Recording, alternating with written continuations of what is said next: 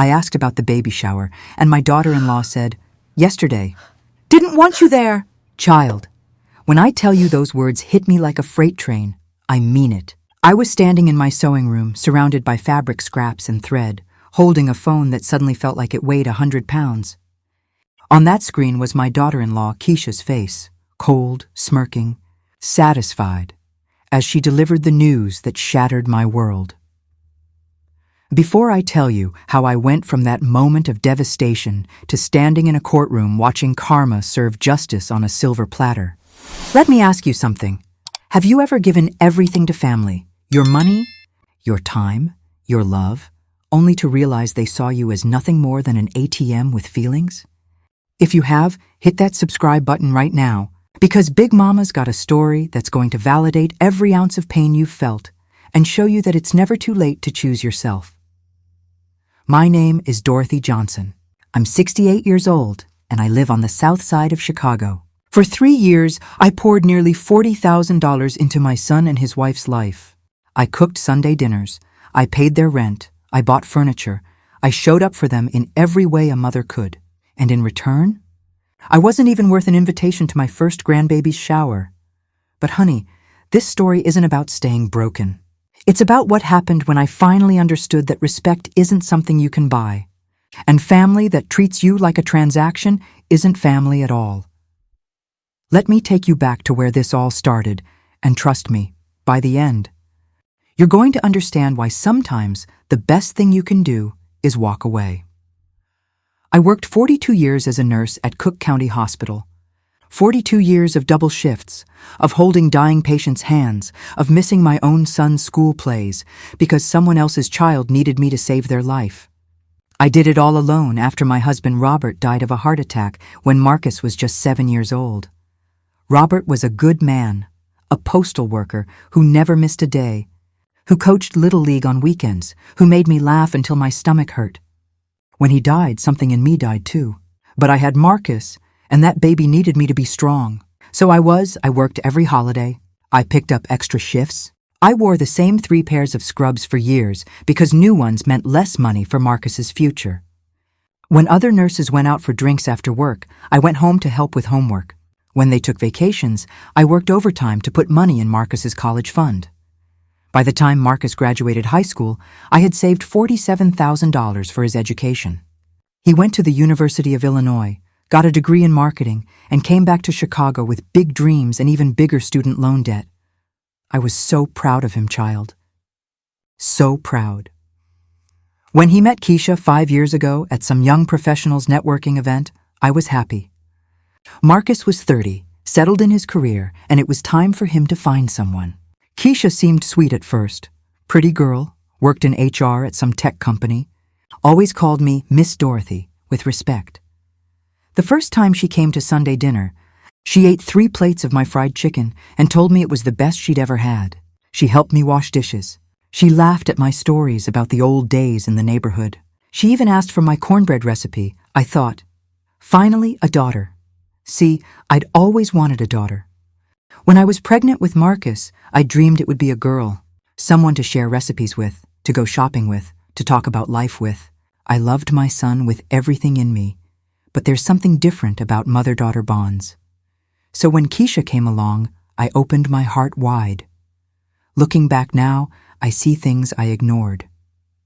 Little things that should have been red flags waving in my face, like how she never invited me to her apartment. "It's so small, Miss Dorothy, I'd be embarrassed," she'd say. But it was big enough for her friends' Instagram photos, or how she'd always have her phone out during Sunday dinners, texting, barely listening when I talked, or how she'd make comments about my house. "Miss Dorothy, when are you going to update this kitchen?" "These cabinets are so vintage," said with a little laugh like it was a joke. But it wasn't a joke. It was disrespect wrapped in a smile. Marcus never said anything. He'd just look uncomfortable and change the subject. 3 years ago, they got engaged. I was thrilled. Marcus asked me to help with the wedding costs because Keisha's parents, who live in Atlanta and own 2 businesses, said they couldn't contribute much. Something about cash flow issues. I didn't question it. I just wrote a check for $8,500 from my retirement savings. Half the wedding cost. I figured it was an investment in my son's happiness. The wedding was beautiful. Held at the Chicago Botanic Garden, 150 guests, open bar, live band. I wore a pale lavender dress I'd bought special at Macy's, $300 I'd saved for months. I sat in the front row and cried when Marcus said his vows. During the reception, Keisha's mother gave a long speech about gaining a son. Everyone clapped. Then they asked if I wanted to say anything. I stood up, emotional, and started to speak about raising Marcus alone, about how proud I was, about welcoming Keisha to our family. Keisha's sister Monique yelled from the back, "Keep it short, Miss Dorothy. We've got a schedule." Everyone laughed, including Marcus. I sat down after 30 seconds, my face burning. That should have been my first clue. 6 months after the wedding, they moved into that 2-bedroom apartment in Hyde Park. Rent was $1,400 a month. Steep. But they said it was worth it for the neighborhood and the space for future babies. That's when the phone call started. "Mama, we're a little short this month. Keisha's student loan payment was higher than expected. Could you help with rent? Just this once?" I sent $500 through Zelle that same day. Just this once became every single month for 3 years. Let me break down exactly, and I mean exactly, what I gave them, because I keep receipts, child. My nurse brain doesn't forget numbers. Rent assistance, $500 per month, x 36 months, $18,000 every month like clockwork. Sometimes Marcus would call. Sometimes Keisha would text, "Hey, Miss Dorothy, rent's due tomorrow and we're $500 short. Can you help? No, please, no thank you after. Just Zelle requests. Groceries." Every Sunday after church, I'd stop at Jewel Osco on 87th Street and load up my cart. Chicken, rice, vegetables, milk, bread, snacks. Then I'd drive to their apartment and stock their fridge and pantry. $150 per week, x 52 weeks, x 3 years, $23,400. Wait, let me recalculate that. $150 per month is more accurate. $150 per month, x 36 months. $5,400 wedding. Contribution, one-time payment, $8,500 furniture. When they moved into that apartment, it was empty. They had nothing but their clothes and some dishes. So I took them to Ashley Furniture and bought a gray sectional sofa, $200 a dining table with 6 chairs, $800 a queen bedroom set with mattress, $1,500 total, $3,500. I put it on my Discover card and paid it off over 8 months. And that wasn't all, child. Oh no, when Marcus's 2008 Honda Civic finally died, transmission completely gone, mechanics said it wasn't worth fixing, they needed a car immediately. Keisha worked way out in the suburbs and couldn't take the L train. So on a Saturday morning, I went with them to a used car lot in Cicero. They found a 2015 Toyota Camry, silver, decent mileage. The salesman said they'd need a co-signer because their credit wasn't good enough. Marcus looked at me with those eyes, the same eyes that used to beg for ice cream when he was 5. And I signed those papers. I paid the $200 down payment right there with my debit card. Then for the next 6 months, while they got on their feet, I made the $200 monthly car payments. That's another $200. That Camry is still sitting in their parking spot, by the way, with my name on the loan. Then there were all the holidays and special occasions. Every Christmas, every birthday, their anniversary, Easter, Thanksgiving. I'm not the type of mama who shows up empty-handed, you know. Last Christmas alone, I spent $600. A beautiful watch for Marcus from Macy's, a Coach purse for Keisha that she'd mentioned wanting, gift cards to their favorite restaurants. For 3 years, every occasion meant shopping, wrapping, giving. I'd estimate about $20,400 total, maybe more. And 2 years back, Keisha had this terrible stomach pain in the middle of the night. Marcus rushed her to the emergency room at Northwestern Hospital. Turned out to be a gallstone, painful but not dangerous. But honey, that ER bill was $3,400. Her insurance covered most of it, but she still owed $200. She called me the day the bill arrived, crying so hard I could barely understand her. "Miss Dorothy, I don't have this kind of money. They're going to send it to collections. It's going to ruin our credit." I paid it the very next day. $1,200 gone, just like that. But you know what? I didn't mind. Not really, because that's what family does, right? We show up, we help, we sacrifice. When they told me about the baby, 8 months ago, right after Thanksgiving dinner at my house, I literally screamed with joy. Marcus and Keisha were sitting on my sofa, and Marcus said, "Mama, we have news." And Keisha held up this little ultrasound picture. My first grandbaby. A legacy. Someone to pass my recipes to, my stories, my love. I cried so hard that night. Happy tears, grateful tears. I called my sister in Memphis. I told my church ladies. I posted on Facebook for the first time in months. The very next day, I went shopping. I couldn't help myself, child. Target, bye-bye baby, I was like a woman possessed. I bought a beautiful white wooden crib, $400, the sturdy kind that converts to a toddler bed later. I bought that fancy stroller Keisha had been pinning on Pinterest, the one with all the features, $350. An infant car seat rated highest for safety, $200. Baby clothes in newborn and 0-3-month sizes. The sweetest little outfits you've ever seen, $350. Diapers, wipes, bottles, receiving blankets. Everything a new baby needs, another $300. I spent $1,600 in 1 week, and I felt rich doing it. Not money rich, but purpose rich. Like my life finally had meaning again. And then there was the quilt. Child, let me tell you about that quilt. In my family, in Black families all across this country, there's a sacred tradition of quilting. It's not just about making a blanket. It's about legacy, about love stitched into every seam. My grandmother made a quilt for my mother in 1945, using fabric scraps from dresses and old shirts, creating beauty from what little she had. My mother made one for me when I was born in 1957. I still have it, faded now, the colors soft from washing, but precious beyond measure. It's folded in my cedar chest, and sometimes I take it out just to touch it and remember her hands working those stitches. I made one for Marcus when he was born. Blue stars and moons on a navy background. He slept under that quilt until he was 10 years old.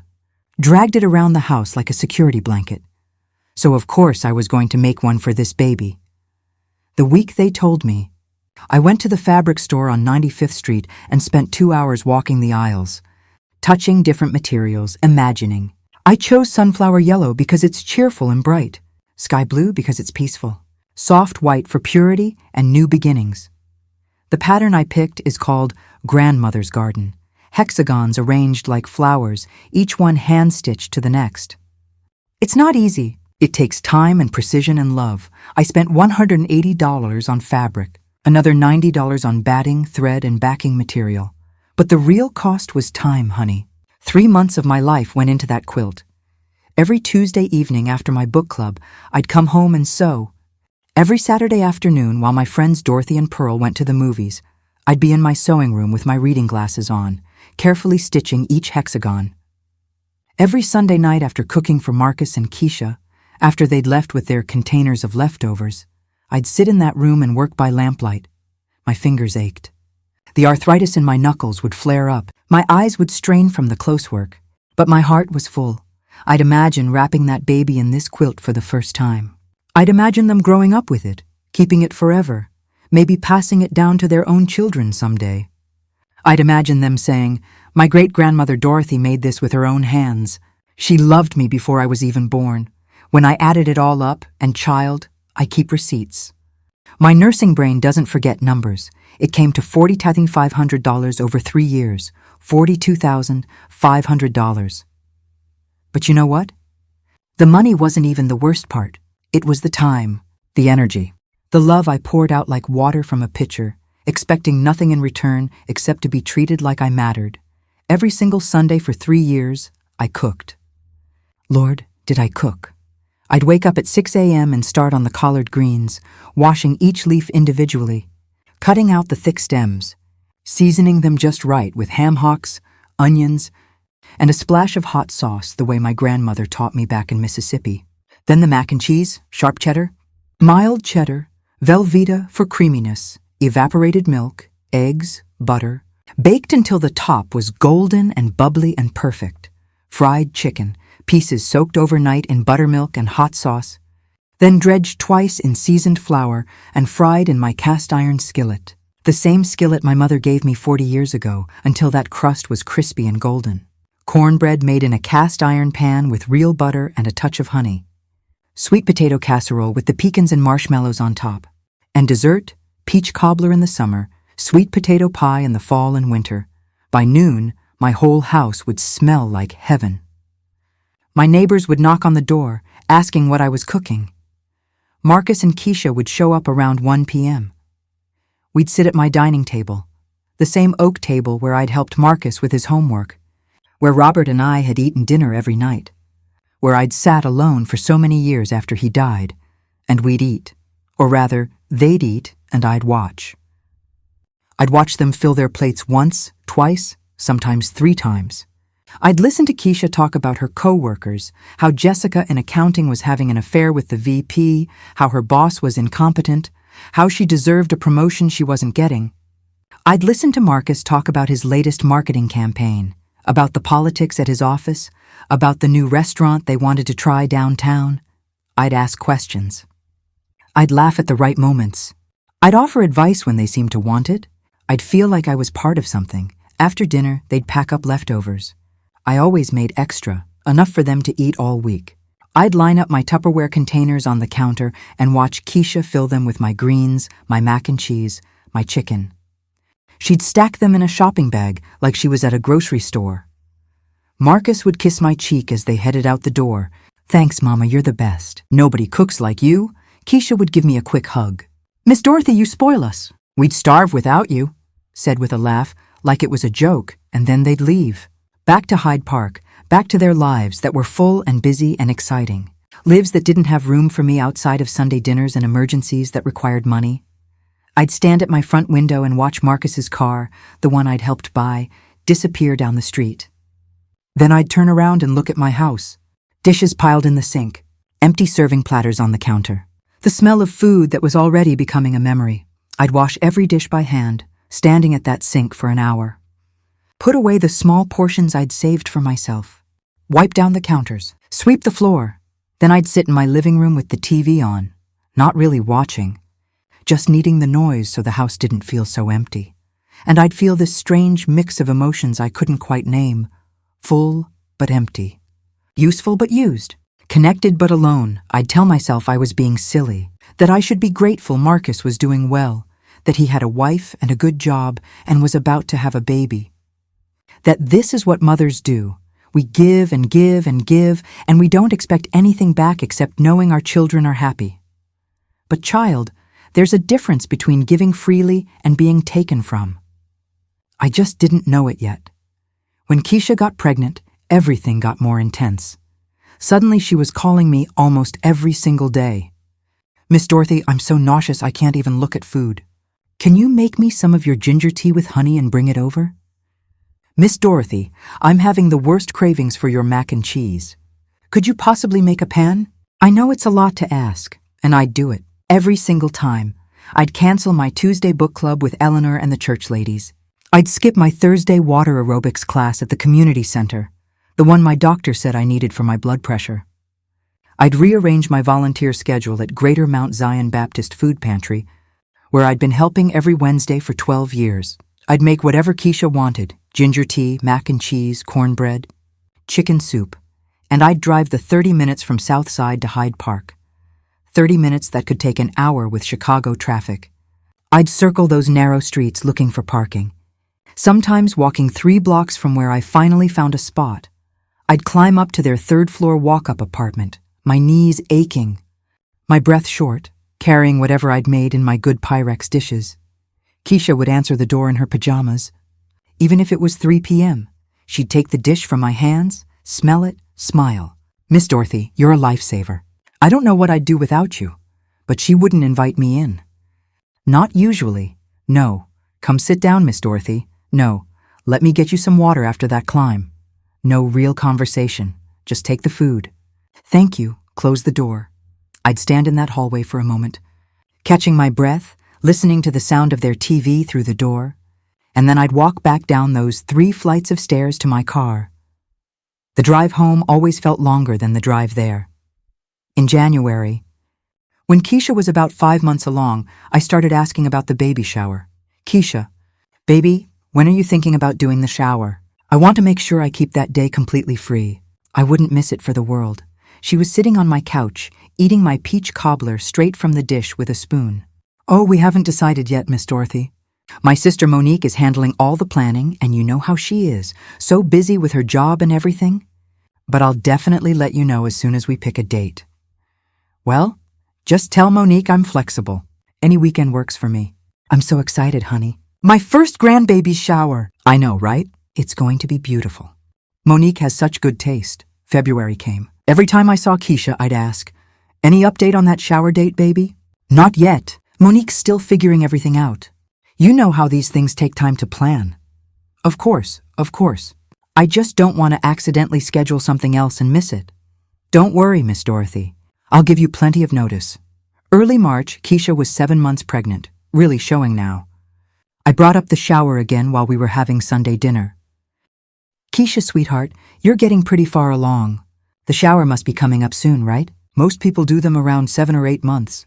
She exchanged a look with Marcus. Just a quick glance, but I caught it.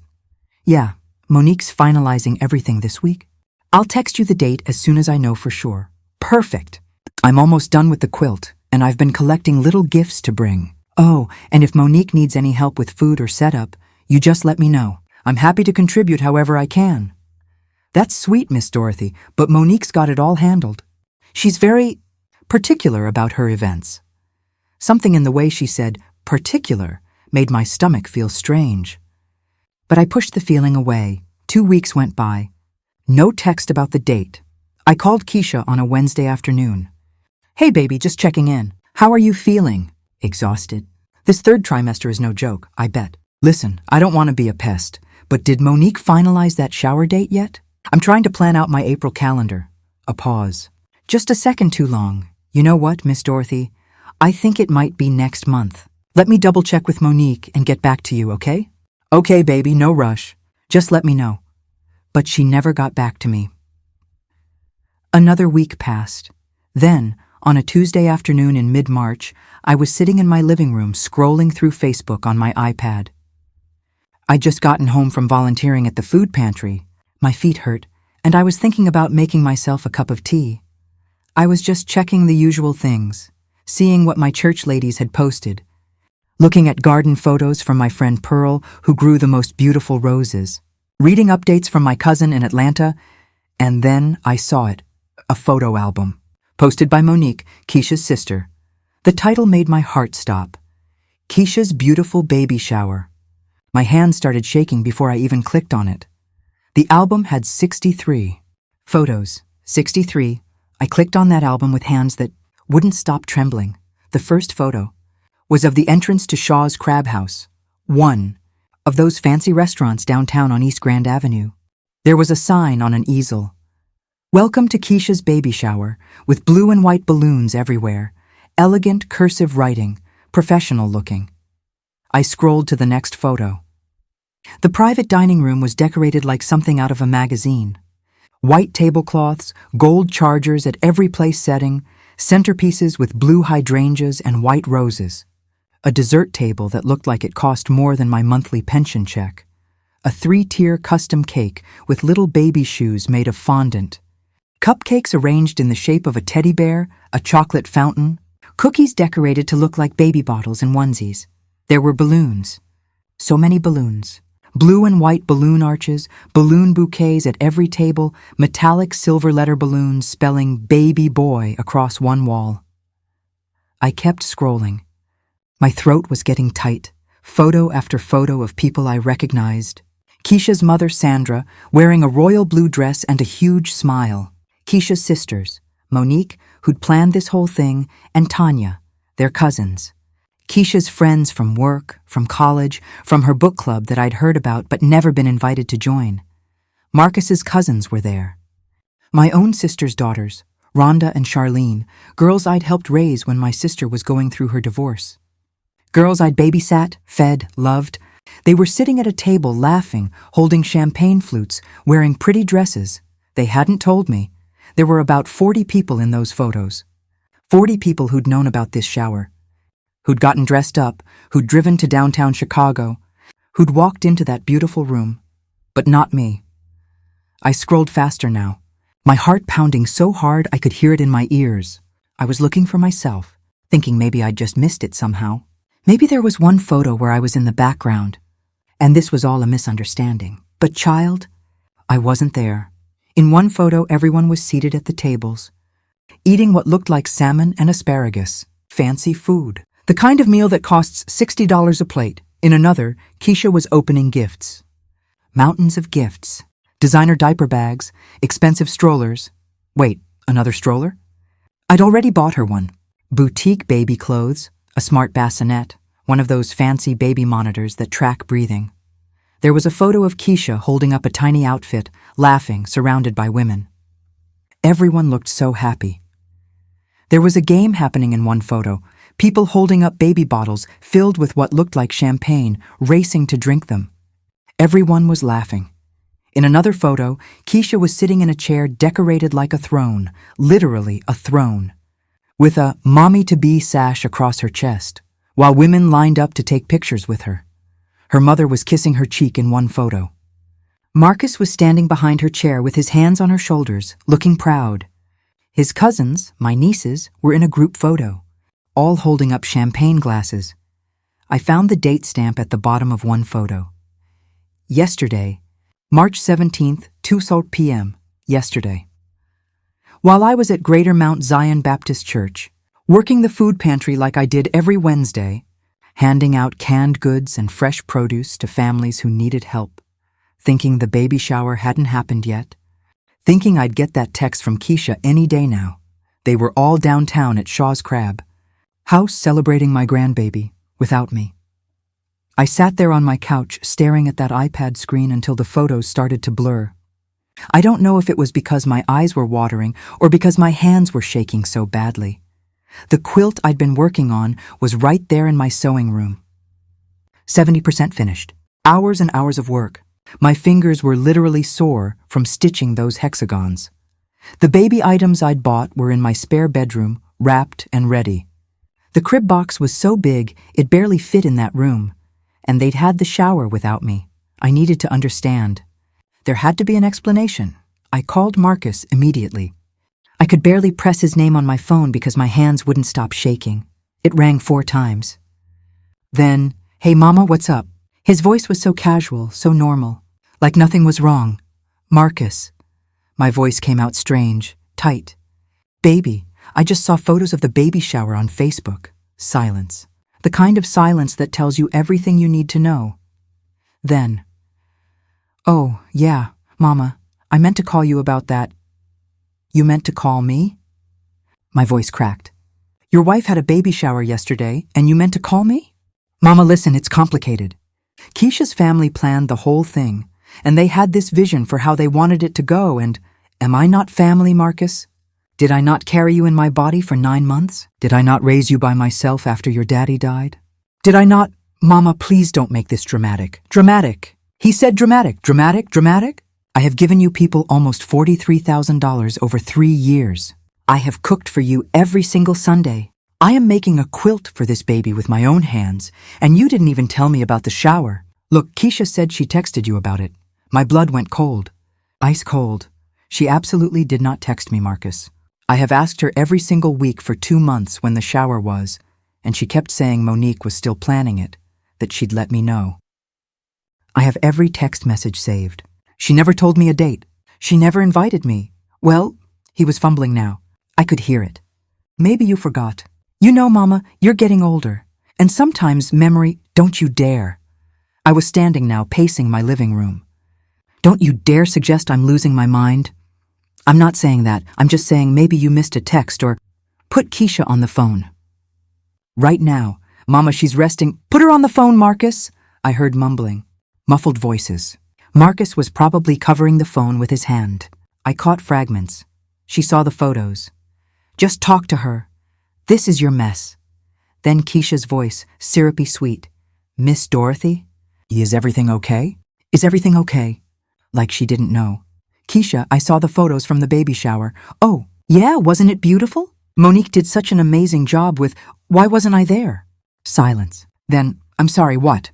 Why wasn't I invited to my own grandbaby's shower, Keisha? Miss Dorothy, I don't know what you're talking about. We sent you an invitation weeks ago. I closed my eyes. She was lying to my face, well, to my voice, without even hesitating. Keisha, I never received any invitation. Not by mail, not by text, not by email. I have asked you multiple times when the shower was, and you kept telling me Monique was still planning it. Well, maybe the invitation got lost in the mail? You know how the post office is. I'm sorry you missed it, but lost in the mail? Keisha, in 2025, who sends invitations only by mail. Everyone sends digital invites, too. And even if that were true, why didn't you call me when I didn't RSVP? Why didn't you mention it during Sunday dinner? Why didn't Marcus say anything? Her voice changed. The sweetness drained out of it like water from a broken glass. Look, Miss Dorothy, I don't know what to tell you. The shower happened. You weren't there. I'm sorry you're upset, but what? But I don't matter enough to make sure I was actually invited? But the woman who has given you thousands of dollars and cooked for you every week doesn't deserve to celebrate her first grandchild? That's not fair. What's not fair, Keisha, is treating me like an ATM and then excluding me from the actual family moments. And then she said it. The words I will never, ever forget. Her voice went flat, cold. No more pretending. You want to know the truth, Miss Dorothy? Fine. The shower was yesterday. We didn't want you there. We only invited people who actually matter to us. People who fit the vibe we were going for. It was an elegant event, and we wanted to keep it specific. I couldn't breathe. Literally could not get air into my lungs. Specific, I repeated.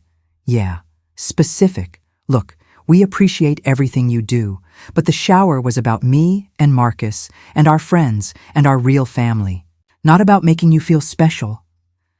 The phone slipped out of my hand and fell onto the couch. I could hear her voice still talking, tinny and distant. Miss Dorothy? Are you there? Look, I didn't mean for it to come out harsh, but you asked for the truth and... I picked up the phone and ended the call. Then I just stood there in my living room, alone, in the house where I'd raised my son, in the house where my husband had died, in the house where I'd cooked 1,000 Sunday dinners. And I felt something inside me break, not break like shatter, break like shift, like a bone that's been set wrong finally snapping into the right position. Painful, but necessary. We only invited people who actually matter. I walked to my sewing room. The quilt was spread across my work table, 70% complete. Sunflower yellow and sky blue hexagons, each one stitched with care, arranged in the grandmother's garden pattern. 3 months of work, hours of my life. My fingers had bled twice from needle pricks. My arthritis had flared up so badly some nights I'd had to ice my knuckles, for a baby whose mother thought I didn't matter. I touched the fabric gently. It was soft, beautiful. The best work I'd ever done. Then I folded it carefully, put it in the storage box where I keep my unfinished projects, and closed the lid. I walked to the spare bedroom where I'd been storing all the baby items, the crib box leaning against the wall, the stroller still in its packaging, bags full of tiny clothes with the tags still on, the car seat, the diapers, $1,600 worth of love that apparently didn't make me matter. I closed that door too. Then I did something I hadn't done in years. I called my best friend Eleanor. Eleanor and I have known each other since 1973. We met at Cook County Hospital when we were both young nurses, both terrified on our first day, both determined to make it in a profession that didn't always treat black women with respect. We've been through everything together, marriages, divorces, deaths, births, heartbreaks, victories, she answered on the second ring. Dorothy? Girl, what's wrong? You sound strange. And I told her, everything, the money, the Sunday dinners, the baby shower photos, the phone call, Keisha's words. Eleanor listened without interrupting. That's what I love about her. She knows when to talk and when to just listen. When I finished, there was a long silence. Then she said very quietly, Dorothy, how long have I been telling you that girl was using you? Eleanor, no, listen to me. I've been watching this for 3 years. Every Sunday you cook enough food to feed an army, and they show up like it's a restaurant. Take the food, barely stay an hour, leave. When's the last time they invited you to their place? When's the last time they cooked for you? I opened my mouth to answer and realized I couldn't. When's the last time Marcus called you just to talk, not to ask for money? Eleanor continued. When's the last time Keisha invited you to do something with her? Shopping, lunch, anything? That didn't involve you providing something? She's been pregnant, Eleanor. She hasn't felt well. She felt well enough to go to a fancy shower at Shaw's Crab House. She felt well enough to take pictures with 40 people. But not well enough to tell you about it? Dorothy, honey, I love you, but you need to hear this. They have been using you, and you have been letting them. Tears started running down my face. I just wanted to be a good mother, a good grandmother, and you are. You're a wonderful mother. You raised that boy right, even though you had to do it alone. But being a good mother doesn't mean letting yourself be disrespected, and that's what this is, disrespect. What do I do, Eleanor? What do you want to do? I thought about that question, really thought about it. What did I want? I wanted to matter, not because of my money or my cooking, but because of me. Because I was Marcus's mother. Because I was this baby's grandmother. Because I was a human being worthy of basic respect. I want them to understand what they did was wrong, I said finally. They know it's wrong, honey. They just don't care because there haven't been any consequences. You keep giving no matter how they treat you, so why would they change? That hit me like a punch to the stomach because it was true. I need to think, I said. You do that. And Dorothy, whatever you decide, I'm with you. You hear me? Whatever you need, I'm here. After we hung up, I sat in my living room as the sun set and the room got dark. I didn't turn on any lights. I just sat there thinking. At 9 p.m., my phone buzzed. A text from Marcus. Mama, I'm sorry about earlier. Keisha didn't mean it the way it sounded. She's hormonal from the pregnancy. Can we talk tomorrow? Hormonal. Like that excused everything. I didn't respond. Another text 10 minutes later. Also, we're going to need help with the rent again this month. Can you send the usual $500 by Friday? The landlord's been really strict about late payments. I stared at that text for a full minute. The usual $500. Like it was a subscription service. Like I was a bank and not a person. I turned off my phone and went to bed. I didn't sleep. I just lay there in the dark, in the bed I'd shared with Robert for 15 years, in the bed where I'd slept alone for the 26 years since he died. And I thought about my life. I thought about all the things I'd sacrificed. The vacations I'd never taken because I was saving money for Marcus. The new clothes I'd never bought myself because I was sending money for his rent. The retirement plans I'd delayed because there was always someone who needed something. I thought about Sunday dinners. How I'd spend 6 hours cooking and they'd spend 1 hour eating. How they'd never once offered to cook for me. How Keisha had never even asked for my recipes. The recipes I would have shared gladly if she'd shown any interest in learning. I thought about the quilt. My grandmother's hands teaching my mother. My mother's hands teaching me. My hands that were supposed to teach. Who? Not Keisha. She didn't matter enough to be taught, apparently. I thought about that baby shower. 40 people. Salmon and asparagus. A 3-tier cake. Champagne. Balloons. All of that cost money. Thousands of dollars. Money that could have included me if I'd mattered. Money that maybe came from what they'd been saving by not paying their own rent. At 3 a.m., something crystallized in my mind. A decision. Clear and sharp as glass. I got out of bed, turned on my phone, and sent a text to my bank. Please set up an appointment for tomorrow. I need to discuss my accounts. Then I sent an email to Mr. Jerome Washington, a lawyer from my church. He'd helped me with my will a few years back, and he'd always told me to call if I needed anything. Mr. Washington, I need a consultation as soon as possible regarding family financial matters. Please let me know your availability. Then I went to my contacts and scrolled until I found my nieces, Rhonda and Charlene. My sister's daughters, the ones who'd been at that baby shower, smiling and laughing. Knowing I hadn't been invited, I deleted their numbers. The sun came up at 6:15 a.m. I watched it through my bedroom window, light spreading across the south side of Chicago like hope. At 8 a.m., my phone rang. Marcus, I let it go to voicemail. He called again at 8:30, voicemail at 9 a.m. A text from Keisha. Miss Dorothy, Marcus told me you're upset. I'm sorry if I hurt your feelings yesterday. I was tired and stressed. Can we talk? I didn't respond. At 10 a.m., I had my appointment at Chase Bank on 87th Street. I'd been banking there for 32 years. The manager, Mr. Reynolds, a nice black man about 50, greeted me with a smile. "Miss Dorothy, good to see you. What can I help you with today?" "I need to close my Zelle account," I said. "And I want to set up alerts on my checking account so that I'm notified of every single transaction. And I need to review all my automatic payments." He looked surprised, but professional. "Of course. May I ask if there's a problem?" "There's been some unauthorized expectations," I said carefully. "I need to protect my finances." He nodded slowly. "I understand. Let's take care of that right away." At 2 p.m. that same day, I sat in Mr. Jerome Washington's office on King Drive. His office was small, but professional. Law books lining the walls. A big mahogany desk, photos of his family, his law degree from Howard University in a frame. Mr. Washington was about 60. Gray at the temples, kind eyes behind wire-rimmed glasses. He'd been practicing family law for 30 years. "Miss Dorothy," he said, gesturing to a leather chair. "It's good to see you, though I wish it were under better circumstances. Your email sounded urgent. I told him everything. The money, the pattern, the baby shower, Keisha's words. I showed him my bank statements on my phone, 3 years of $500 transfers. Like clockwork. He listened, occasionally making notes on a legal pad. When I finished, he sat back in his chair and was quiet for a moment. "Miss Dorothy, what you're describing is a pattern of elder financial abuse." "Elder abuse?" The words sounded so serious. "So official." "Yes, ma'am. When family members exploit an older person's finances through manipulation, coercion, or taking advantage of emotional bonds, that's abuse. It doesn't have to involve physical force.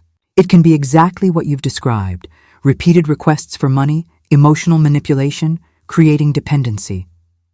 But I gave it willingly. I wanted to help my son.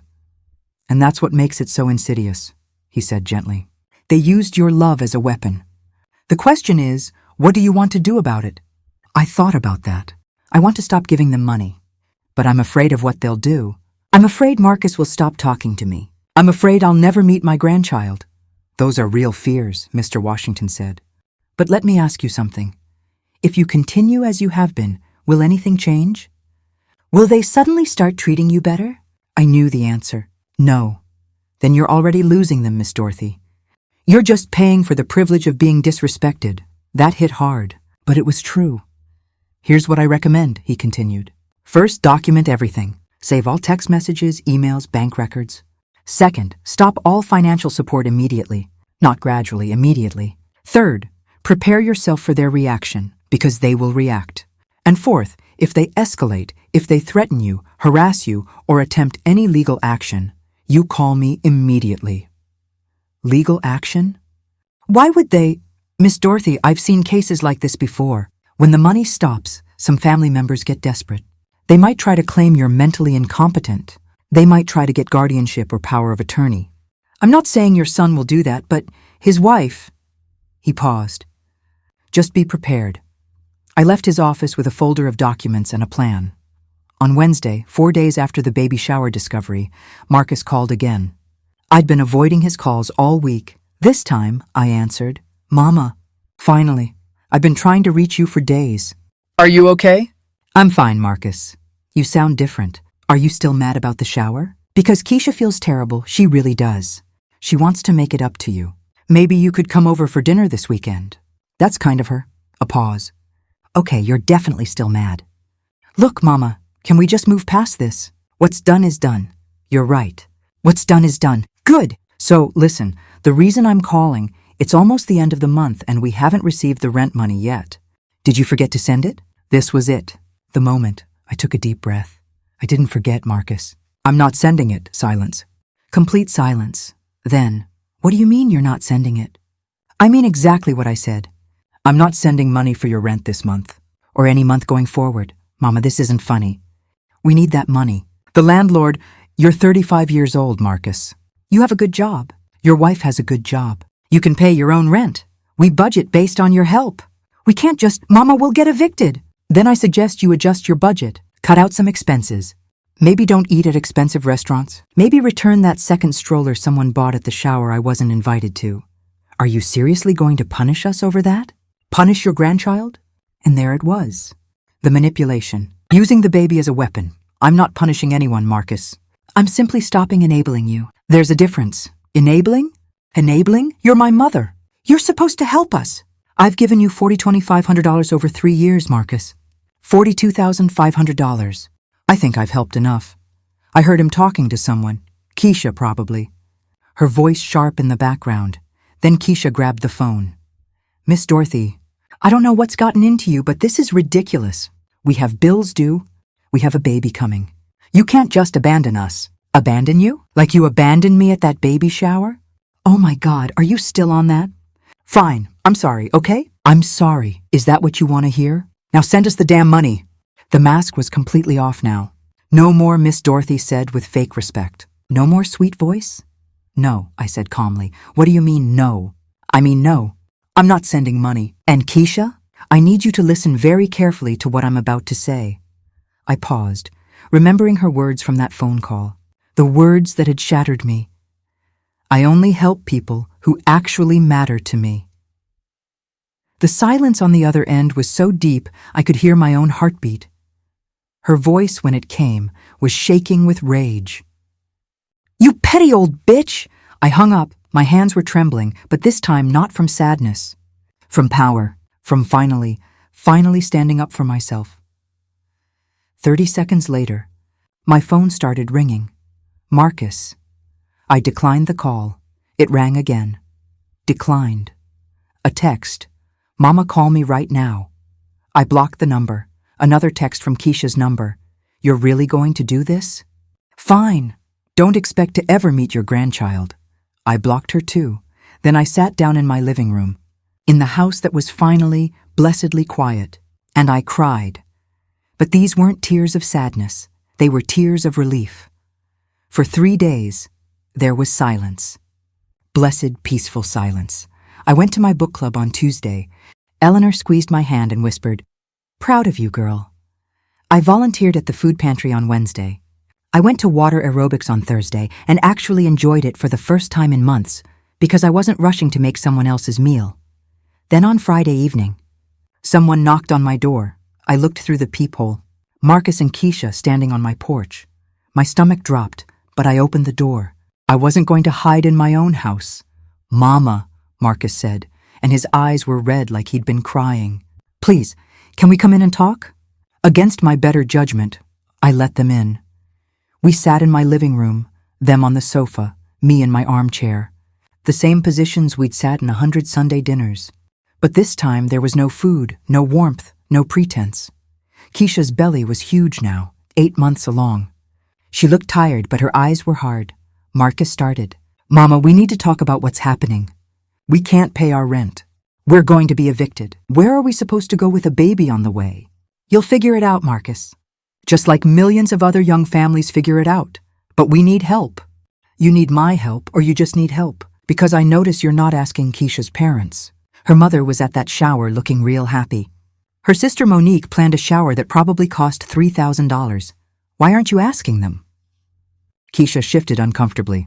Her parents have their own expenses, Marcus said. And I don't? Marcus, I'm 68 years old. I'm on a fixed income. I gave you almost everything I had in savings, and you repaid me by excluding me from my own grandchild's celebration. How many times do we have to apologize for that? Keisha snapped. I said I was sorry. No, Keisha, you didn't. You said, I'm sorry if I hurt your feelings. That's not an apology. That's you managing me. And you only said it when you wanted money. This is unbelievable, Keisha muttered. Marcus leaned forward. Mama, please, I'm begging you. We'll pay you back. I promise. Just help us through the next few months until the baby comes and Keisha's maternity leave. How will you pay me back if you can't even pay your rent? Marcus, do the math. It doesn't work. So you're just going to let us be homeless? Let your grandchild be born into homelessness? There it was again, using the baby as a weapon. That baby is not my responsibility, Marcus. It's yours. You chose to have a child. You chose to live in an apartment you can't afford. You chose to have a $3,000 baby shower while owing me money. Those were your choices, and you need to live with the consequences. Keisha stood up abruptly. You know what? This is pointless. She doesn't care about us. She doesn't care about the baby. She's just a bitter, lonely old woman who— Get out, I said, standing up too. Get out of my house right now. Gladly, Keisha spat. Come on, Marcus, but Marcus stayed seated. Mama, please! Your wife just disrespected me in my own home, Marcus. And you're sitting there saying nothing. That tells me everything I need to know about where your loyalty lies. Now both of you, get out. They left. Marcus looked back once from the porch, his face twisted with anger and something else, maybe shame. But I wasn't sure he was capable of that anymore. I locked the door behind them and leaned against it, shaking. The next day, Saturday, my phone rang from a number I didn't recognize. I almost didn't answer, but something told me to pick up. Dorothy Johnson? A woman's voice, professional, yes? This is Margaret Chen from Adult Protective Services. We received a call expressing concern about your welfare. Do you have a few minutes to talk? My blood went cold. What kind of concern? The caller, a family member who wished to remain anonymous, stated that you've been behaving erratically, making poor financial decisions, and may be experiencing cognitive decline. They're worried you might be a danger to yourself. I sat down heavily.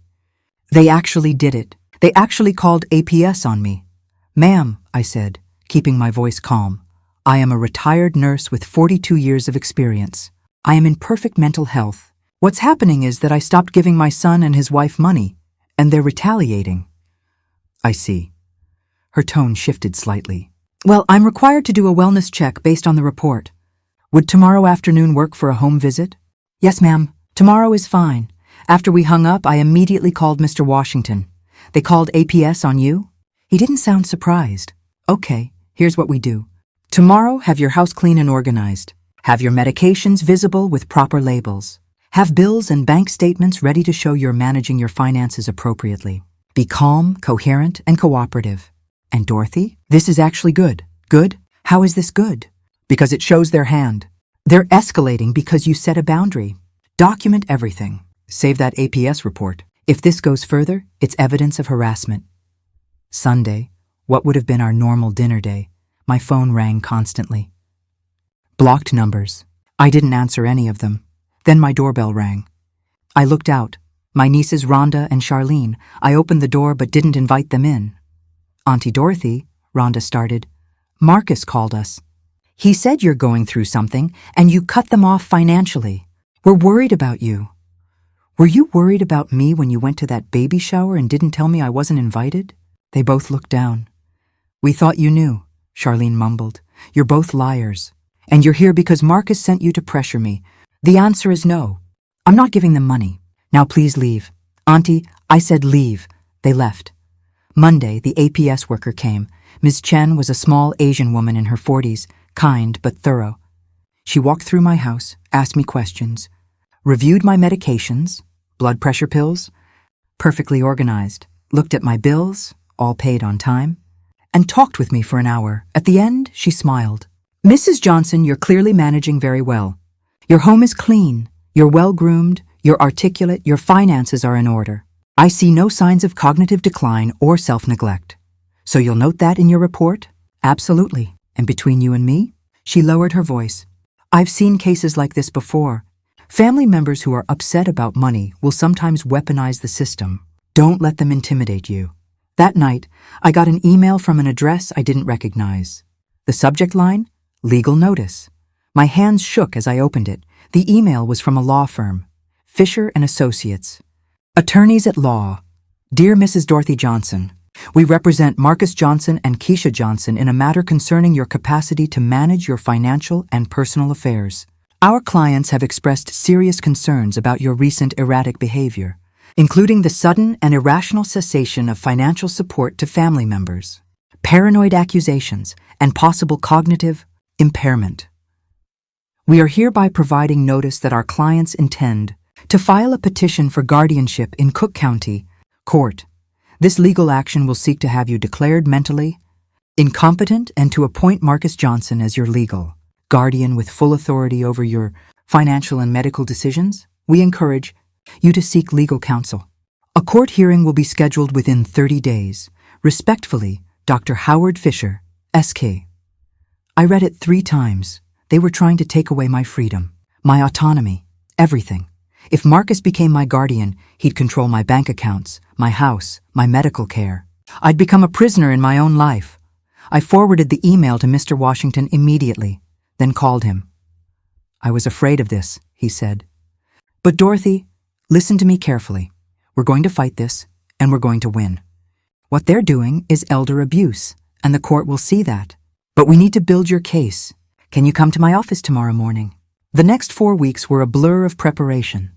Mr. Washington had me see Dr. Patricia Moore, a geriatric psychiatrist at Rush University Medical Center. She was a black woman in her 50s, warm but professional. She spent 3 hours testing me. Memory tests, cognitive function tests, problem-solving exercises, psychological evaluations. At the end, she smiled. Mrs. Johnson, your cognitive function is excellent. Actually, it's well above average for your age group. Your memory is sharp, your reasoning is sound, and you show no signs whatsoever of dementia, impairment, or incompetency. Quite the opposite. You're one of the sharpest 68-year-olds I've tested. Can you testify to that in court? Absolutely, and I'll be happy to. Mr. Washington also had me meet with my bank manager, Mr. Reynolds, who agreed to testify about my responsible financial management. He brought 3 years of statements showing I'd never missed a payment, never overdrafted, always kept my accounts in good order. Eleanor organized the church ladies. Mother Patricia from Greater Mount Zion, Sister Vivian, Sister Rose, women who'd known me for 20-30 years. They all agreed to come to court as character witnesses. My doctor, Dr. James Carter, who'd been treating me for 15 years, wrote a letter stating I was in good physical and mental health, took my medications properly, and kept all my appointments. The court date was set, April 28th, Cook County Courthouse. Judge Linda Martinez presiding. The night before, I couldn't sleep. I kept thinking, what if they win? What if the judge believes them? What if I lose everything? Eleanor came over with sweet potato pie and sat with me until midnight. You're going to be fine, Dorothy. You've got truth on your side. And you've got me, and Mr. Washington, and Dr. Moore, and a whole church full of people who know exactly who you are. What if that's not enough? Then we appeal. But it will be enough. Trust me. The morning of the hearing, I put on my best Sunday dress, navy blue with a white collar, pearls Robert had given me for our 10th anniversary, low heels. I wanted to look dignified, competent, strong. The courtroom was smaller than I expected. Wood paneling, fluorescent lights, an American flag in the corner. The judge's bench raised up high. On one side sat Marcus and Keisha with their lawyer. Dr. Fisher, a white man in his 60s, expensive suit, smug expression. On my side sat Mr. Washington, Dr. Moore, Mr. Reynolds, Eleanor, and the church ladies in the gallery behind us. Judge Martinez was a Latina woman in her 50s, gray hair in a bun, sharp eyes, no-nonsense expression. We're here for case 2025 GC 4782. Petition for guardianship, she said. Mr. Fisher, you may proceed. Dr. Fisher stood. Your Honor, my clients are here out of love and deep concern for Mrs. Dorothy Johnson. Over the past several weeks, she has exhibited alarming behavior. He laid out their case. The sudden cessation of financial support, the paranoid accusations about the baby shower, the irrational hostility toward family. He painted me as a confused old woman spiraling into dementia, making poor decisions, needing protection from myself. Then he called Marcus to testify. Marcus took the stand, wearing a suit I'd probably helped pay for. He wouldn't look at me. Mr. Johnson, Dr. Fisher said, can you describe your mother's recent behavior? She's been different, Marcus said, his voice shaking slightly. Paranoid, angry. She accused us of excluding her from the baby shower when we sent her an invitation. She suddenly cut us off financially without explanation, money we'd relied on for years. She won't answer our calls. She's pushed away the whole family. And this behavior is unusual for her? Completely. My mother has always been loving, generous, supportive. This isn't her. It was masterful, I had to admit. He made me sound unstable. Then Keisha testified. She cried, actually cried, talking about how worried she was. how she just wanted to make sure I was safe and cared for, how hard it was to be shut out by someone she loved, like a mother. I watched this performance with something like awe. She was good, really good. When it was our turn, Mr. Washington stood. Your Honor, what we have here is not a confused elderly woman. What we have is a calculated attempt by family members to regain control of money they feel entitled to. I'd like to call Dr. Patricia Moore to the stand. Dr. Moore was impressive. She presented her test results, her credentials, her professional opinion. Mrs. Johnson's cognitive function is excellent. Her memory, reasoning, and decision-making abilities are all well within normal range, actually above average. There is absolutely no medical basis for declaring her incompetent. Dr. Fisher tried to cross-examine. Isn't it possible for someone to have good days and bad days with cognitive decline? Possible, yes. But I tested Mrs. Johnson over multiple hours with multiple assessments. Her results were consistently high across all domains. This is not someone in decline. Next, Mr. Reynolds testified about my financial management, showing 3 years of responsible banking. Then came my doctor's letter, read into the record. Finally, Mr. Washington called me to the stand. I walked up slowly, placed my hand on the Bible, and swore to tell the truth. Mr. Washington started gently. Mrs. Johnson, can you tell the court why you stopped providing financial support to your son and daughter-in-law? I took a deep breath. Because I finally understood that what I was getting from them wasn't love. It was a commercial transaction disguised as a family relationship. My money was welcome, but I as a person was not. Can you explain? So I did. I told the judge about the $2,500 over 3 years, the Sunday dinners, the baby shower I wasn't invited to, the one they claimed they'd invited me to. But I had my text message record showing I'd asked repeatedly for the date and been told it wasn't set yet. I have every text message saved, Your Honor, I said. I'd be happy to provide them. Mr. Washington pulled them up on a tablet and showed the judge. Message after message of me asking about the shower. Keisha's responses. Not sure yet. Still planning. I'll let you know. Then the Facebook photos, dated the day before I'd called asking about it. The judge looked at those photos for a long time. Mrs. Johnson, Mr. Washington continued, why do you believe your son and daughter-in-law filed this guardianship petition? Because when I stopped giving them money, they needed another way to access my accounts. If Marcus becomes my guardian, he controls my finances. That's what this is about. Money, not my welfare. Dr. Fisher jumped up for cross-examination. Mrs. Johnson, isn't it true you've become paranoid and hostile toward family? No, sir. I've become protective of myself. There's a difference. You've cut off your own son. I cut off financial support I could no longer afford to someone who was using me. I didn't cut off my son. I would love to have a relationship with Marcus, but not one where I have to pay for the privilege of basic respect. You're willing to let your pregnant daughter-in-law be evicted. They're both employed adults. They can pay their own rent. You've alienated your entire family. The family members at that shower who knew I wasn't invited? Those people alienated themselves. He tried a few more questions, but I stayed calm, clear, and firm. Then the judge spoke. I'm going to take a brief recess to review the evidence. 2 hours. We waited 2 hours in that courthouse hallway. Eleanor held my hand. The church ladies prayed quietly. Finally, we were called back in. Judge Martinez looked stern. I've reviewed all testimony and evidence presented today. I want to be very clear about my findings. My heart was pounding so hard, I thought everyone could hear it. Mrs. Dorothy Johnson is clearly in full possession of her mental faculties. The medical evidence is overwhelming. Her financial records show responsible management. Her demeanor in this court has been composed, articulate, and rational. I felt Eleanor squeeze my hand. Furthermore, the judge continued, her voice hardening, it appears to this court that this petition was not filed out of genuine concern for Mrs. Johnson's welfare, but rather as retaliation for her decision to stop providing financial support. The evidence shows a pattern of financial exploitation, emotional manipulation, and, most damningly, deliberate. Exclusion from a family event followed. By false claims that she was invited, Marcus and Keisha both looked down. The petition for guardianship is denied in its Entirety. Mrs. Johnson will retain full control of her personal and financial affairs. Additionally, I'm ordering that the petitioners pay all court costs and legal fees incurred by Mrs. Johnson in defending against this frivolous action. The gavel came down, I'd won. Walked out of that courthouse with my head held high. Marcus and Keisha were standing by their car in the parking lot. As I passed with Eleanor and Mr. Washington, Marcus called out, "Mama, wait."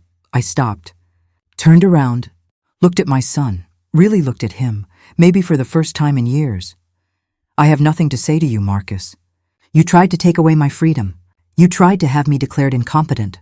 You stood in that courtroom and lied about me. So no, I don't want to wait. I don't want to talk. I want you to leave me alone. But the baby, that baby will be born into the world you and Keisha created. A world where you lie, manipulate, and use people. I hope for that child's sake you learn to be better parents than you were son and daughter-in-law. But that's not my responsibility anymore."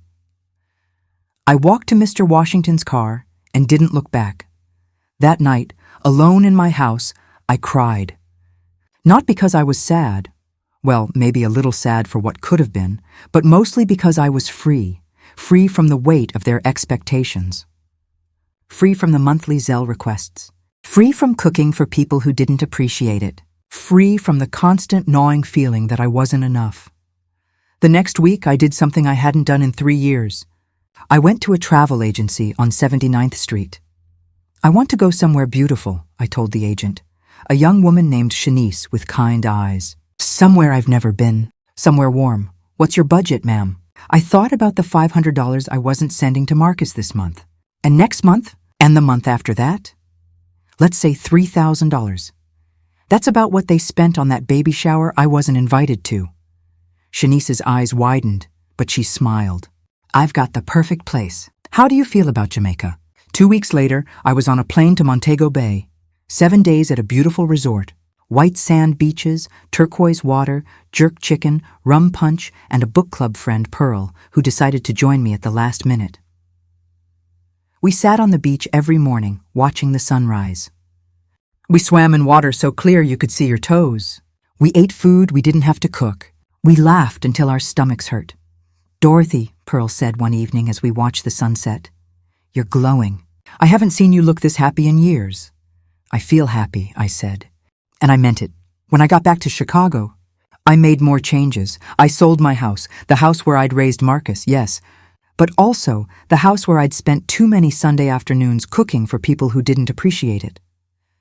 The house was too big, too full of memories I didn't need anymore.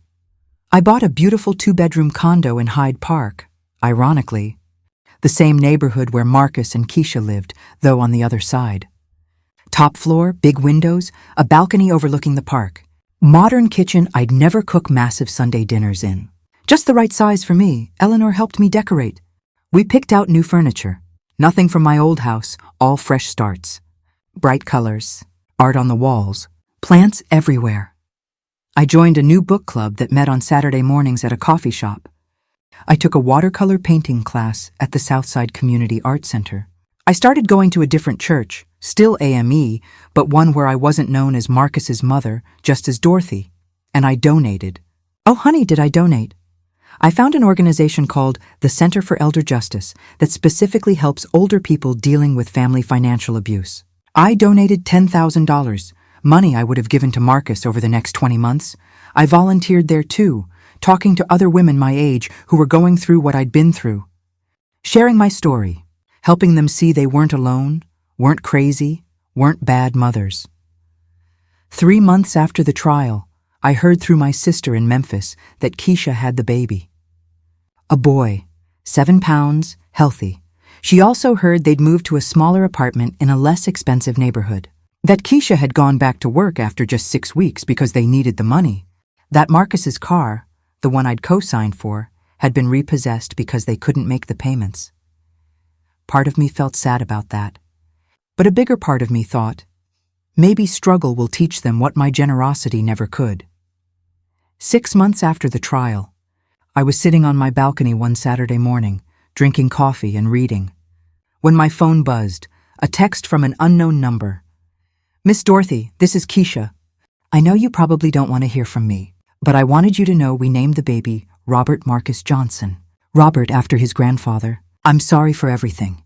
I understand if you don't want to respond. I stared at that text for a long time. They'd named him Robert? After my husband. After the man who died when Marcus was 7, who'd never gotten to be a grandfather. I felt something soften in my chest. Not forgiveness, not yet, maybe not ever, but something. I didn't respond to the text. But I didn't delete it either. A year after the trial, almost to the day, I was at my watercolor class when my phone rang. Marcus. I almost didn't answer. But something told me to pick up. Mama. His voice was different, quieter, older somehow. Marcus, I don't know if you want to talk to me. I'd understand if you didn't. But I needed to call and say I'm sorry, really sorry. Not because I want something. Not because I need money. Just because it's true. I was silent, waiting. I've been going to therapy, he continued. The court ordered it as part of the judgment, but I actually needed it.